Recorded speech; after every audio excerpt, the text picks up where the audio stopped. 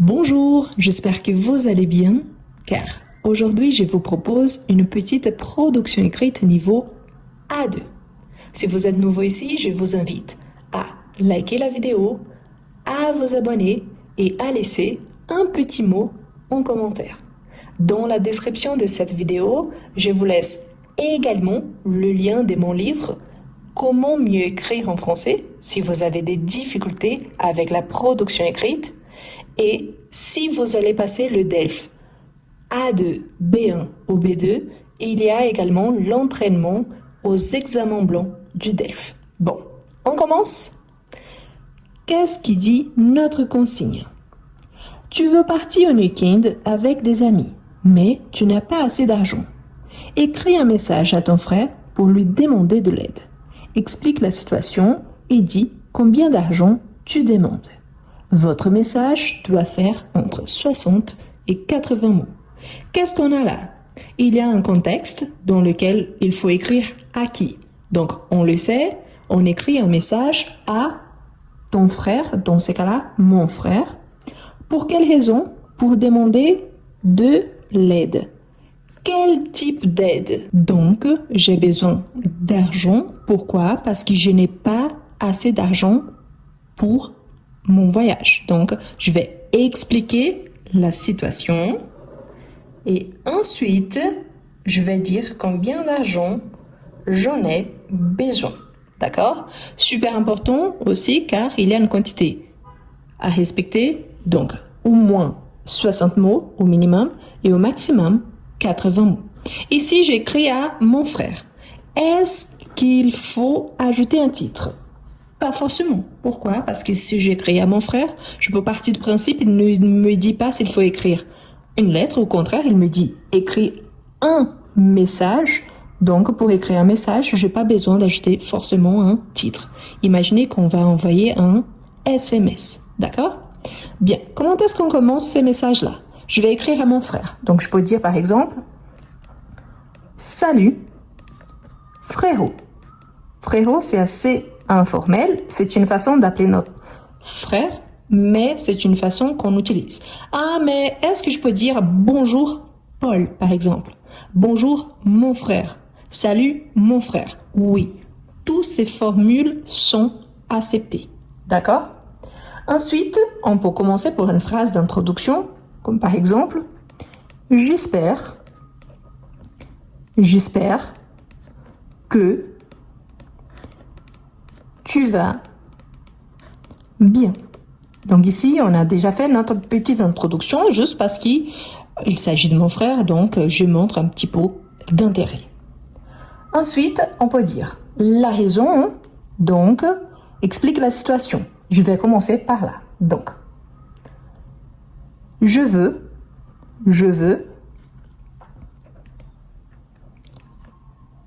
partir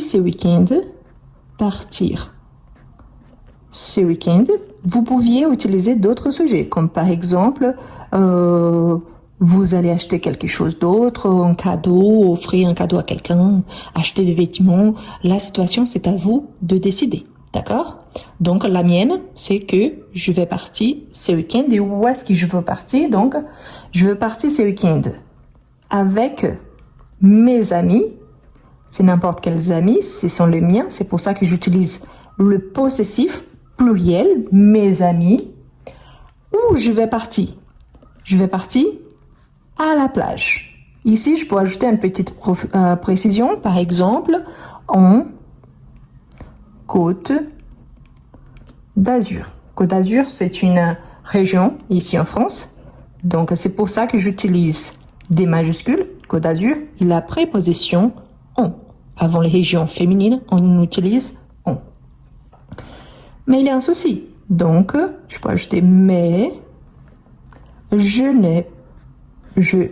n'ai pas assez d'argent. C'est-à-dire, j'ai un peu d'argent, mais pas les suffisants pour voyager. C'est pour ça que je prends contact avec mon frère. Peut-être vous vous posez la question, mais pourquoi vous utilisez je veux partir et pas je voudrais partir ce week-end? Parce qu'ici, c'est vraiment, je parle à mon frère, donc je me permets d'utiliser les présents indicatifs et ce n'est pas seulement un souhait, c'est vraiment quelque chose de plus fort. C'est pour ça que j'utilise le présent de l'indicatif et pas les présents du conditionnel. Les conditionnels, je voudrais. D'accord? Donc c'est pas une hypothèse, une condition, ça ne dépend pas vraiment si mon frère, il va me le prêter ou pas, mais c'est du fait que je veux partir et j'ai déjà une partie de cet argent-là. D'accord? Donc, quelle est la situation? Je salue mon frère.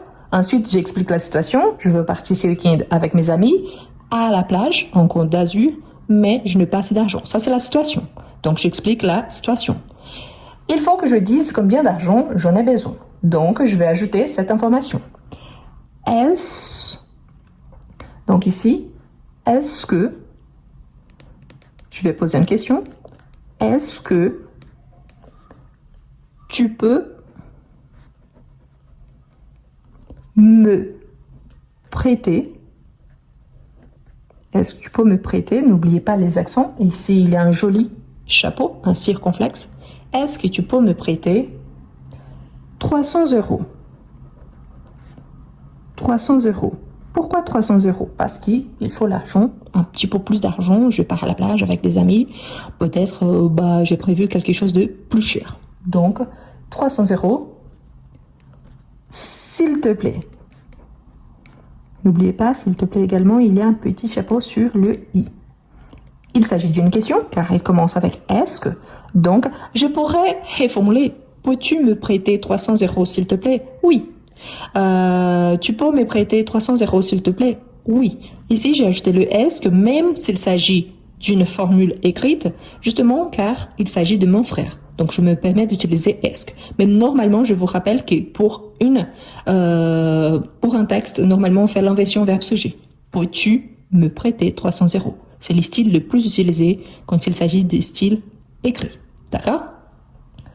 Donc, ici, je peux aussi préciser quand est-ce que je vais lui payer. Parce que sinon, mon frère, il ne va pas vraiment avoir confiance. Donc, je vais le payer. Pardon. Donc, je peux dire ici, je te rembourserai, du verbe rembourser. Ici, j'utilise le futur simple parce que j'utilise le futur. Je peux utiliser aussi le futur proche. Je vais te rembourser si vous ne savez pas bien utiliser le futur simple. Donc, je te rembourserai ou je vais te rembourser. Le mois.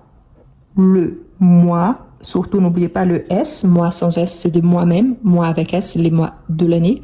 Donc, le mois prochain. J'ai déjà précisé combien j'en ai besoin, la raison et quand est-ce que je vais payer mon frère. Donc, je peux même ajouter ici, virgule, c'est promis. C'est promis, pourquoi? C'est une promesse, ok? Je peux ajouter encore une petite phrase. Donc là, je me permets de faire un nouveau paragraphe, mais ce n'est pas obligatoire. Je pourrais faire juste un paragraphe total pour mon message. Pourquoi? Parce que j'écris un message à mon frère. Mais là, je vais faire juste pour faire beau. Donc, merci beaucoup. Merci beaucoup. Je le remercie par avance. Je peux ajouter une petite phrase. Tu es vraiment, pour renforcer cette idée que je vais ajouter, tu es vraiment le meilleur frère du monde.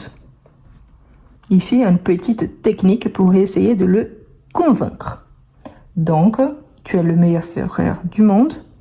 Je compte sur toi. Ok? Donc là, vraiment, je compte sur toi. Donc, avec lui, vraiment, j'en ai besoin vraiment de son aide. Et là, je peux ajouter finalement, je t'embrasse très fort. Je t'embrasse très fort. Je pourrais reformuler pour bisous. Oui, parce qu'il s'agit de mon frère.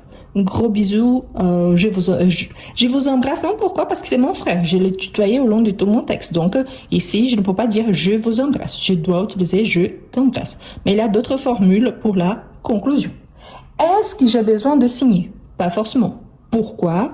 Je vous rappelle que quand il s'agit d'un texte niveau DELF, on ne signe pas. Mais dans la vraie vie, oui, je pourrais dire « je t'embrasse très fort » et ensuite mon prénom, Rose, tout simplement. Pourquoi? Parce qu'il s'agit de mon frère, donc il n'y a pas besoin de formalité, je n'ai pas besoin de dire Madame Gomez par exemple. Non, juste Rose, d'accord? Là, ce qui est important, à qui j'écris? Mon frère, c'est pour ça que je me permets d'une formule beaucoup plus simple, mais je pourrais la reformuler juste salut, salut mon frère, salut Paul, donc j'utilise son prénom, bonjour, donc il y a d'autres, coucou, parce qu'il y a vraiment cette intimité-là. J'espère que tu vas bien, parce que je parle directement à lui.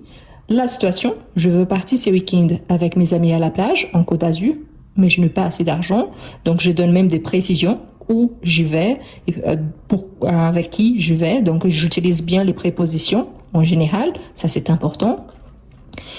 Est-ce que tu peux me prêter 300 € s'il te plaît? Donc il a une structure des questions et comme je vous ai dit, vous pouviez également utiliser tu peux me prêter 300 € s'il te plaît, familier, ou alors soutenu, on peut utiliser par exemple peux-tu me prêter, pourquoi? Parce qu'on peut utiliser l'inversion verbe sujet.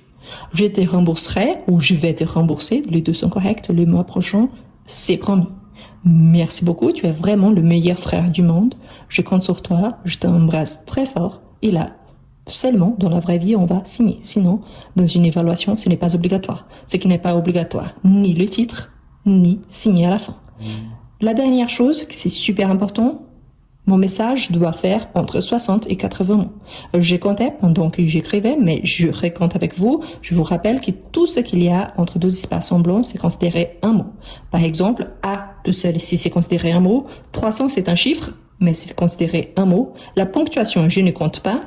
Et s'il y a, par exemple, est-ce que, d'azur, j'espère, même s'il s'agit ici, par exemple, d'un pronom et d'un verbe, je considère seulement un mot. D'accord? Donc voilà.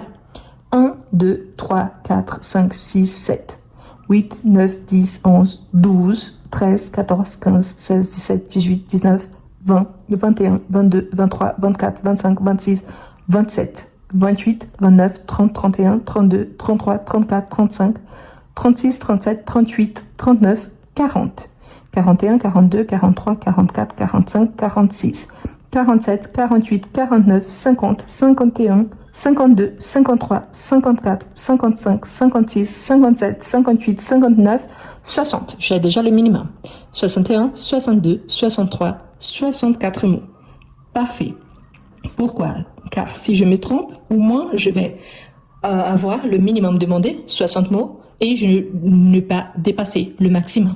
C'est pour ça que c'est important de s'adapter selon le besoin. Si vous êtes au niveau B1, vous allez renforcer, ajouter un peu plus d'informations, arriver environ entre 150 et 160 mots. Si vous êtes au niveau B2, déjà 250 mots. Si vous êtes au niveau A1, là, vous pouvez écrire un peu moins. Donc, vous pouvez écrire environ 40 mots. Le plus important, de bien introduire les sujets, de développer les sujets et de faire la conclusion. Je vous rappelle que la meilleure façon de vous entraîner, c'est vraiment de pratiquer de plus en plus.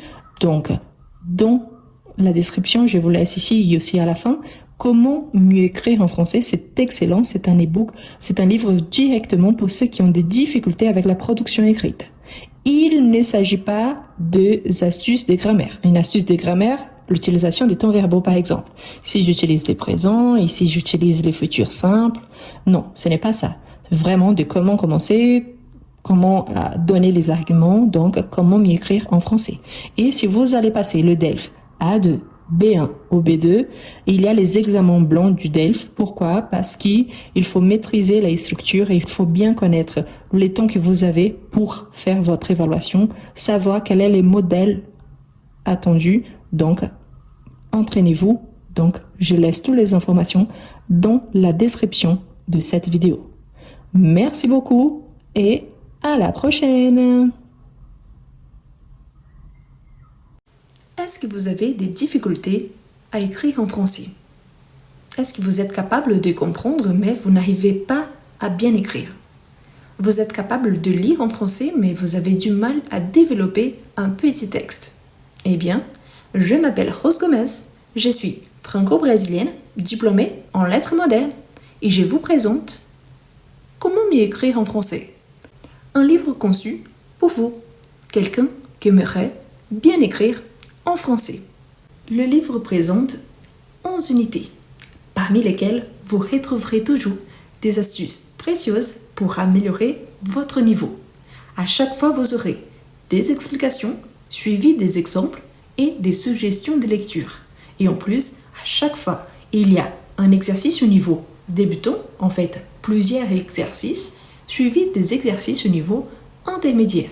Ce qui vous permettra, si vous êtes débutant, d'avancer et si vous êtes intermédiaire, pas seulement d'avancer, mais aussi de réviser. Voilà les liens pour acquérir votre livre.